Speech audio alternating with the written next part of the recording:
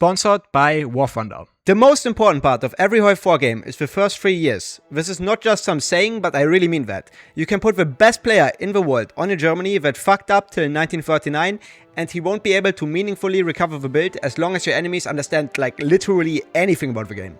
But also, the decisions in this time are really hard to answer based on just intuition. For example, what would you estimate how many years before the war start should you stop building civs and start building mills? My answer to that question would be about 3 years before you really need your equipment. For example, as Germany, we usually go to war in early to mid 1939, so you should be building mills day one, basically, or if you really want to be greedy, you should at least start at about January 1937, so, you could build a few civs. Other than this crucial decision, understanding construction is actually rather simple. Each building has a construction IC value. Civs, for example, have 10,800, mills 7,200, and dockyards 6,400. And the most expensive buildings should always be built in your best states. For example, as Germany, we have Westfalen and Hessen with dams. So that gives a 15% construction speed bonus. And obviously these are AT infra. Usually you would even build infra in these. So in these ones, if you want to be building civs, you should be building in these states simply because your civs are the most expensive building you're going to build. And you want to take all of the construction bonuses that you can get on them. Infrastructure, I wouldn't generally bother with in most scenarios, unless you have objectively really good states. As Germany, for example, we have 4 pretty good states in Westfalen, Rhineland and Mosterland and Hessen with a lot of building slots, a lot of empty building slots, and a lot of resources in most of them as well. Therefore, you can build infrastructure there, but as in most countries, I really just wouldn't bother with it or, don't think about it too much because, to be honest, the difference between building like 2 infrastructure and then starting civs or just immediately starting civs is going to be extremely minor at best, if not counterproductive. So just don't think about it too much and just start building factories immediately. Unless, of course, you need the resources. Okay, the second thing I want to talk about, and probably the biggest one on the list, is production. The thing with production is that it is one big noob trap. Each production line you open builds efficiency. So, for example, this gun line already has 50, but let's apply a new mill to something. Let's open a new gun line. And it has 10% efficiency. Getting efficiency as early as possible can make you outproduce an enemy with 2 times your factories. So, getting this efficiency up very early on is very important. The problem is that if you actually upgrade techs, for example, if we want to swap from gun 1 to gun 2, look at this, we are at 50% efficiency. And bam, we had 15% efficiency. Mentally, you have to divide all equipment into 2 different categories. There's equipment that gets outdated and there's equipment that doesn't get outdated. There is no support equipment too, so support equipment never gets outdated. Another example would be trucks. Trucks for logistics never get outdated, so keep your truck line. Trains would be another great example. Trains don't really get outdated. Of course, there are armored trains, but you don't really need them, and the basic trains are almost always fine for logistics. Like another really big example, which is really surprising to a lot of people, of tech that doesn't get outdated, and it is tanks. The interwar heavy tank chassis is basically just as good as the 1943 heavy tank chassis. If you look at the stats, they have the same breakthrough. They have, like the 1943 heavy tank chassis, get extra speed, extra reliability, and extra armor at a little bit of extra production cost, but all of these stat bonuses are nothing burgers. So the interwar heavy tank chassis is basically just as good as the advanced heavy tank chassis. What really gets better with tanks over time is the cannon. Because right now we don't have any cannon, and here eventually we will get a heavy cannon free. So how do you fix that? The way you fix this is by just building tanks or the tank chassis without a cannon. Look at this. What you put on is the absolutely worst of the worst cannons, the heavy machine gun, 0.5 IC. And then eventually what we do is once we get all of the good tech, we put on the good cannon eventually. And once we put on the good cannon, we have to pay a small conversion fee. In this case, it says 13 IC. That is just because we haven't done all of the techs. Russia specifically is a good example for this because Russia even has an MIO, which makes conversion even easier. With upgraded tool stack, the conversion cost drops down to 7 IC, and the base cannon costs 8 IC.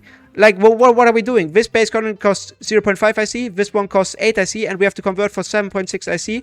So you have to pay a small fee, but it's a very small fee. This is totally and 100% worth it for getting a good cannon on it. So tanks are another amazing equipment that you can build day one. Conversely, is an equipment which is probably the polar opposite of tanks. The worst equipment to build day ones are planes. Don't build like, I don't even know what type of fighter you could design day one. Like, don't build whatever the fuck this is. don't build this. This is just gonna get shredded. This is gonna get shredded by any serious fighter in the late game. So fighters are equipments that you don't want to be building in the early game ever. Tanks are amazing to build in the early game. Trains are amazing to build in the early games. Trucks are amazing to build in the early game. Support equipment is amazing to build in the early game. Artillery and anti-air are like okay-ish. Guns are also okay-ish, but not really. You would much rather build Gun 2 because the difference between the stats of Gun 2 and Gun 1 are huge. Sorry for the interruption, but click on the links down below to get yourself a free massive bonus package for War Thunder. War Thunder is the ultimate vehicle combat game and now available for free on PC, consoles and mobile devices. One of the best things about this game is that it doesn't require any extra hardware. You can drive any tank and fly any aircraft with just your mouse and keyboard or even with just a controller. You can take control of more than 2,500 tanks, planes, helicopters and ships from 10 major nations, spanning from biplanes and armored cars of the 1920s to today's fighter jets and main battle tanks. Join a global community of over 95 million players in epic PvP battles and immerse yourself in the world of War Thunder. With tons of high quality content to explore, it's the perfect game for fans of military history and vehicle combat alike. Since I used to struggle a lot with my hardware, one of my favorite things about the game is that it is extremely optimized so that you can have high FPS and good graphics even on low-end machines. Sign up with the links in the comments or in the video description to secure yourself a massive, limited time bonus package for any new or returning PC or console player that has not played the game in over 6 months. This bonus package includes the exclusive vehicle decorator, Eagle of Valor, 100,000 Silver Lions and 7 days of premium, along with other bonuses like multiple premium vehicles. Research is a little bit more straightforward, so I'm gonna keep it short, but I'm gonna include it for completion purposes. Basically, what you want to rush early on is industry, obviously. Construction, very good early on. But construction is actually a big one because it gets significantly less good over time. Construction 3 might still be worth it. At Construction 4, it basically doesn't do anything anymore because getting 10% construction speed in like 1940, it just doesn't do much. You can still do it for excavation because excavation is amazing even into the late game. More importantly, tools and concentrated or dispersed. In most scenarios, I would do concentrated. Tools are more important than concentrated or dispersed, so you want to be rushing them immediately. Also, efficiency cap takes time to scale, so go for this immediately. And concentrated. At the very least, always make sure that these are up to date. So if it's 1939, make sure that you have tools free. But optimally, you are even ahead and you can use like research bonuses. For example, the UK gets some industry bonuses if we look in the tree. Exactly, here the UK gets 100% industry bonuses. Usually, historically, I think the UK always used them for Tools 4 and Construction 4. Some people are really greedy and use them for Tools 5 and Construction, Concentrated 5, obviously, I mean. You know, it depends a little bit on when you really want to fight a lot, when you need UIC, when you want a D-Day. But in general, always make sure to keep these updated. Here in electronics, always make sure to be updated as well with electronics because it's just free research speed. It makes every other research a lot easier and a lot faster, so very much worth it to go for it. And then otherwise, you just have to go for whatever your build specializes in. As for UK, we would, for example, be researching planes day 1, engines almost day 1, industrial liaisons, so you can rush it even faster, and then you would even rush for research bonuses. Again, there's not all that much to say about research, sadly, just because it is, you know, very straightforward. Rush construction and production and electronics, and otherwise just hard tech for whatever you need. I am starting to notice the video is getting a little bit long, so let me try to keep it short for agency. Agency, really good. Because this value, total army intel, gives you stats in battle up to 15%, and since your enemy also can have 15%, it effectively is a 30% swing of you having it versus the enemy having it. How do you get army intel? The biggest point is by putting your spies into your enemy, like this, and him building up a network, and then putting it on passive network. Like this, my spy can never get captured in Germany. So we want to do this as soon as possible, but more importantly, we need to prevent our enemies from doing this as soon as possible, and for that we need to immediately do passive defense. Immediately. This day 1, so that your enemies can't get a good network on you, ever. Then also you want to do one other upgrade, so you can get a second spy, you know, to infiltrate earlier, and a second spy also gives you extra passive defense, in case you just want to keep him in your country.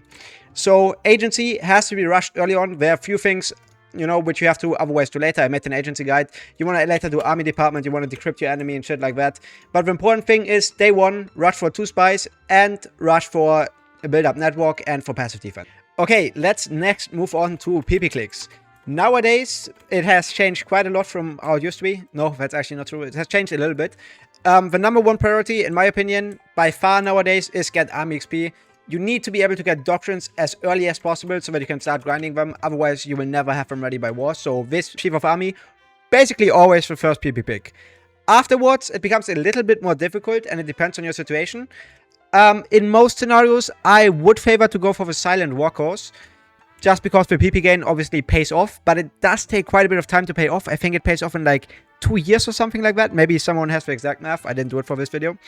Afterwards, the next PP clicks usually always are HOI4 or partial mob and free trade. Basically, every country should go free trade in the early game. Later, you go down, obviously, but free trade is such an amazing PP click. Gives you 10 extra construction speed, 9 extra resource speed, 10 extra output, 10 extra dockyard output. It is amazing. By the way, I should say, some countries can't go partial mob or HOI4 immediately. For example, the UK or the US usually need to send an attaché to Spain or China so they get enough war support so that they can actually upper the eco law. Also, attachés in general, very useful nowadays just because grinding doctrine is so hard. And you do not only get doctrine grind from the attachés, even though you also get that, but you also get army XP, which, as already said, is often a bottleneck, especially in pure vanilla. Army XP is just so scarce, man. Afterwards, what can you do? Good picks here are War Industrialist, Financial Experts, Captain of Industry if you want to Civ Grid. Really, really, really underrated PP click, which a lot more people should be doing, which you probably aren't doing, is Improved Walker's Condition. Man, this is just so amazing. 0.5 weekly stability, 10% consumer goods, and minus 10 factory output. You know, the consumer goods and the factory output, it kind of sucks, but it definitely pays off just because look at how bad no stability is, and then look at how much stability actually does for us. Like, we just had like a 20% swing in output. Like, you get a lot less consumer goods and you get PP. There's probably very few things in the game with as much of a return of investment as clicking this. And this would just be like a rough list of priorities that I would go through. Obviously, it always depends a little bit on your situation. Okay, the next thing I want to be talking about is Mastery Grind. A lot of you probably remember the exploit. I already showed it. Or not exploit, let's say game mechanic. So what you want to do is, as said, you need army XP as soon as possible. So you can choose Mastery subtracts. In this case, I'm China and we want to have Assault Infantry and Ground Assault. You know, just as a hypothetical. For the setup, to grind Mastery, you make a 2-width. You turn off, after you deploy it, you can turn off the guns with 2-width. I'm not sure that it matters, but just do it. Then you make a second division with just one anti-air battalion, turn off the anti-air, and then you make a third one with just infantry, and you turn off the infantry equipment. Now what you do is you convert the XP1 into XP2. Then we wait a day, and then you convert it into XP3. And then you go ahead and train it. And now, as time passes, you will have manpower flowing into this. And once it does flow into it, we can start grinding doctrine. I will actually go forward a second so I can show it. Okay, now as most of our units are reaching level 3, as you can see here, we are getting doctrine grind, 27 a month. It is not super fast, which is why you have to do it super early on. And also for those of you that don't understand why we do this entire setup, it's because these divisions count as really big divisions. But they don't really need guns. See, we have 83 guns out of 2,000. They count as basically 100 strength. And they have a lot of manpower. So that's why you do it. Okay, the next tip I have for you is general grinding. Of course, most of you already know how important it is. A 10 attack general gives you 25% attack. A 10 attack field marshal gives you another 12% attack. Each individual trait gives you a lot of attack. Panzer leader, for example, on tanks is effectively gives 8% attack. Cav leader would effectively give like 6% attack. And then this gives another 7% breakthrough on your tanks. Each terrain trait obviously also is very important. 10% attack on urban, 10% attack on forests. And adaptable, just in general, makes every terrain basically disappear as a penalty. And organizer and thorough planner are also amazing traits. 10% max planning is amazing. How do you actually grind generals? In every single game, the best place to grind generals is the Spanish Civil War. What you do is, first of all, you queue up a bunch of 2-widths. Here, 150. And then you make 7 actual good divisions, like this. Like I make it a light tank division, here with 4 light tanks. And then you send them to the Spanish Civil War. So, important question, obviously, is when does a division actually count as a light tank? Because if you look on generals, right here, you can see Panzer Leader needs 40% armor. Cav Leader needs 40% cav. A division counts as a light tank if it gets the light tank icon automatically. So, this counts as a cav. This counts as a light tank because it has the light tank icon. Then, important in grinding, you don't actually have to watch much. Take bolt attack, very important, because you want attack level ups. or level ups in general. And once you level up, you want to get attack points. For the generals, which you should select, in my opinion, low-level generals are usually the best ones. Optimally, if they have traits which increase attack level up likelihood, for example, here this guy has Armor Officer and Harsh Leader, both of which increase the likelihood to level up attack levels. But I think in general, I would prefer Paulus in this scenario. So now the question obviously becomes, how do you actually grind traits on Paulus? The way you grind traits is by just not finishing any traits and then fighting with whatever the requirement is. So for example, we want to grind Panzer Leader. You just fight with armored divisions, and you fight until you have 699 experience. Why not till 700? Why not finish a trait? It's because every trait you finish halves the speed at which the next trait is grinded. So it's very important that you don't finish any trait until you have every trait that you want. This is sadly pretty complicated. You always have to watch here that you make sure that you don't overgrind any trait. It can easily happen accidentally. So usually in multiplayer you have a co-op for this. In single player, just go free speed or something and then enjoy. Another important early game trick, which for a long time I actually didn't realize how absurdly strong this is, just when I recorded this video. I was checking it out and I saw, whoa, this is actually incredible. So as any major country and even as many minor countries, you have a starting air force, which is completely garbage. But if you just put it on the market, like on a mediocre price, maybe even a high price, I'm not sure how likely the AI is to buy it then. Somebody might have to test it. And even, you know, if you have some other equipment which you can sell, like tanks or, I don't know, if you build RT2, maybe your RT1 or whatever. But just selling your equipment on the market, your old equipment on the market is amazing. You get so much construction I see from this. It is genuinely inspiring. Right now we have Hungary. This is like a 1/7 of a mil or something, a little bit more. And look, it just keeps coming in. Here we have another like 2,000 now already. We are at like 3,000 IC. Here we are at 4,000 IC. So we basically got like half a mil, more than half a mil already, just for like basically nothing. Every major can do this. A lot of miners can do this. Another 850, and it's just really strong. It's honestly absurd how powerful this is. I'm sure that there probably is a way to make this even stronger. Maybe you can build a certain tank, which the AI is very likely to buy. I don't know. Maybe someone knows how to do that. If you do, comment it. But yeah, I think this is a very good tip.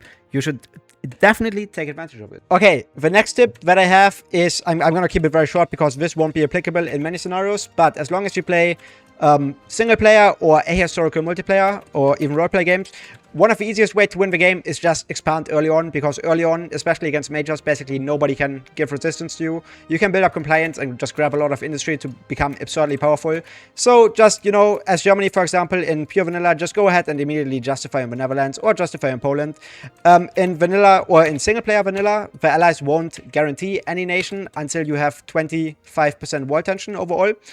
So as Germany, if you just immediately go in on the Netherlands or Poland and you don't do Anschluss or take Sudetenland or something early on, then you can easily do that and just snap some territory away for free. Okay, for my, so to say, closing remarks, I loaded into the 1939 save, and I just want to talk about the things that you actually need to have before war to make sure that you are actually capable of fighting the war. The number one most important issue is you need to fill out combat width with your infantry. For example, this tile right here has 70 combat width and Germany has 118 width on it. That's not gonna cut it. You want at least 70 combat width. Optimally, more something like 120, 130, maybe even 140 on it. So this is the number one priority before declaring any war. You need to fill out combat width. Then, afterwards, you need to make sure that you protect yourself against any memes. You need to port garrison, famously. You need to make sure that you can deal with bombing.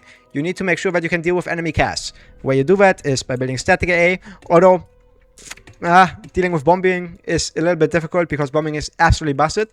And the way you deal with enemy CAS nowadays is actually pretty easy. You just put in a lot of AA into your units so that you have enough air attack that you just shred the enemy AA super fast. And then after you dealt with enemy memes, you made sure that you have proper defenses.